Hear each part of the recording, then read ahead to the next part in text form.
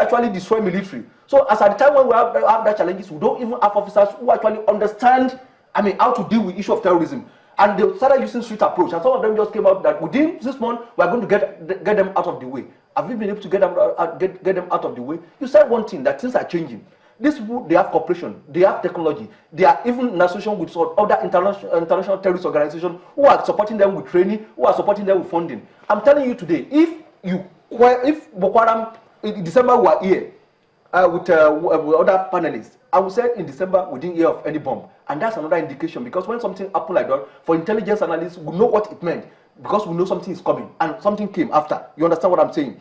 Now, if today, if you say you are going to quell Boko Haram, our border is still porous, those poverty, those things which of course bring about this issue of terrorism in Nigeria, they are still there. No election rigging and everything, they are still there. No sabotage, still there. No, all those things are still, until we are able to address all these issues, then we are still going to be dealing with. So do you have the confidence that before this March 28 elections, Boko Haram can be, put under control? Well, just for the elections. Just for the election purpose, because with the kind of battle going on there now, no, they'll be able to, put them under control, for a few weeks, because now they are running out of ammunition, they are running out of men. Our intelligence community have not been able to come out up to this period and say, okay, this capability in terms of human resources of Boko Haram. Are they 7,000 soldiers? We're only hearing they kill 3,000 out of them today, 4,000 out of them today, and they still keep killing, and we don't even know where they are coming from, whether they are coming from who. So the reality is that for the purpose of this election, I know with ongoing operation in the northeast now, they'll be able to check them and deter them for some time for the purpose of the election. And that's the target. And I think they are meeting that target. See, all these reports, when they say 3,000 killed, it annoys me. Who stood there to count the corpses? People should stop releasing lousy, senseless, and information that do not add up. Yeah, man, it doesn't make sense. 3,000, I think it was. It doesn't make sense. If you say 14, I can accept that. 15, they always give us round figure, 3,000. Is it not possible that they counted after they've been routed? After a war situation, you want to stand there and be counting corpses? Because they have to clean up. Because if you have taken over, the community, then... While it is true that they are doing well now, before now, it was all psychology, okay? Not the real thing. They were playing games. But right now, they are in business. The reason why I will not agree that the Boko Haram can still do more damage. Before, it was only Nigeria fighting Boko Haram. They were coming in through Cameroon. They were coming in through Chad and other places. But today, there's a joint multinational force fighting them. So all the border points around those areas, as it is, they have been encircled. Okay? So the ones that may cause trouble are maybe some of their members who are not right in action on the field. But they may not be able to do as much as they have done in the past. And the way we are going now, Sambisa was like Siberia before. Everybody knew where it was. Nobody wanted to go there. But there's also the report. There's also the report. When they could not operate like that again, they started using human bomb. Don't forget at a point, they were able to chase them and deter them. But what they started doing, they started using... Let's bring in something here. There's also this report that they're having some mercenaries from Europe and all of that. Some of the people that were fighting for Boko Haram were not Nigerians. I had business being in Borno State, in the course of all of these things, and we saw people, they were so dark, far darker than Ghanaians.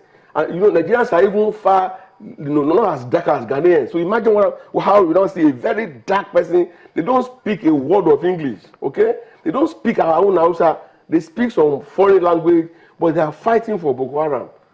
But they are nations. They are aware of all of that. It was Libya that brought guerrilla warfare into all of these things. All the ammunition that was stolen during the Gaddafi crisis, they found their ways into their hands, and then they are being deployed.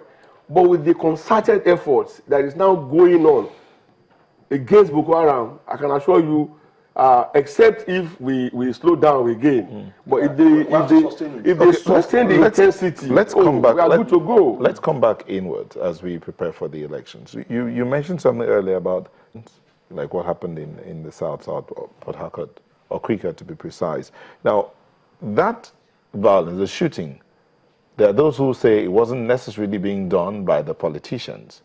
It was being done by the youth, by the citizens, by those that should be the electorate. How can we stop this violence, or how can we ensure we have violence-free elections?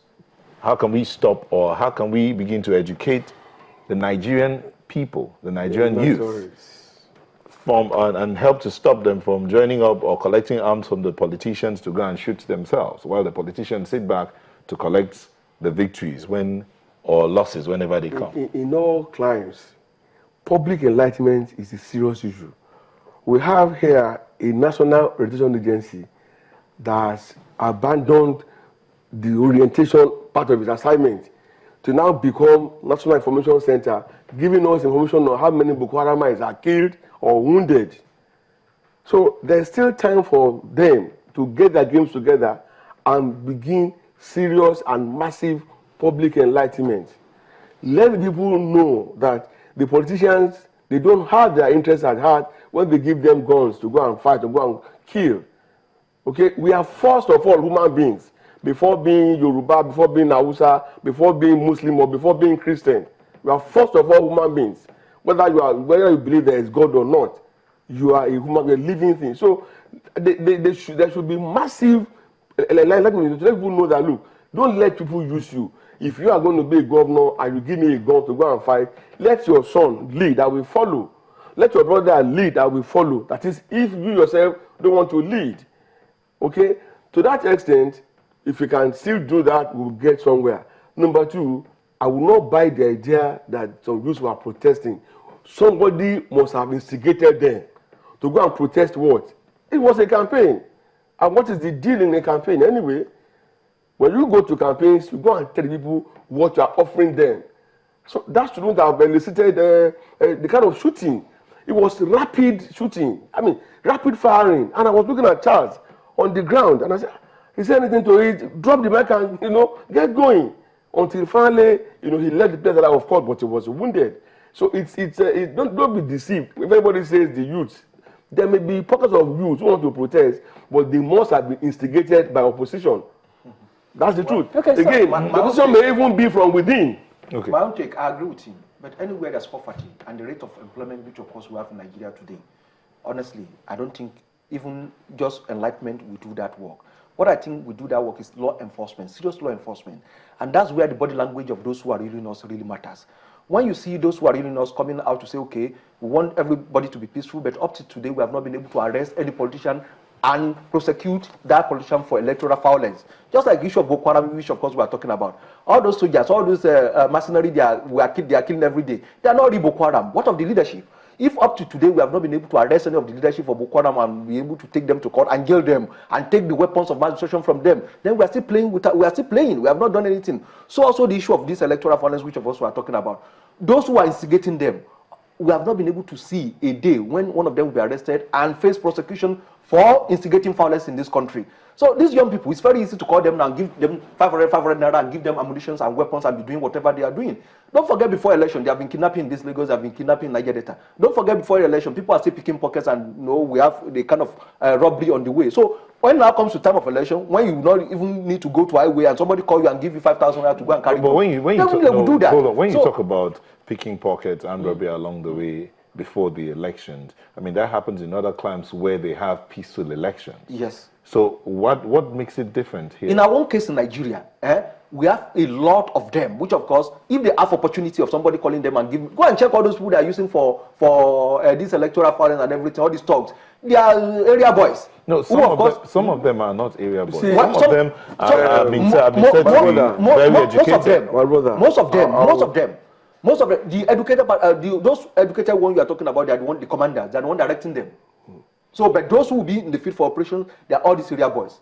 Because for me, I can direct. For somebody who's educated, we know, we do the mapping. And we now use those boys, these area boys, to come and do what they are doing.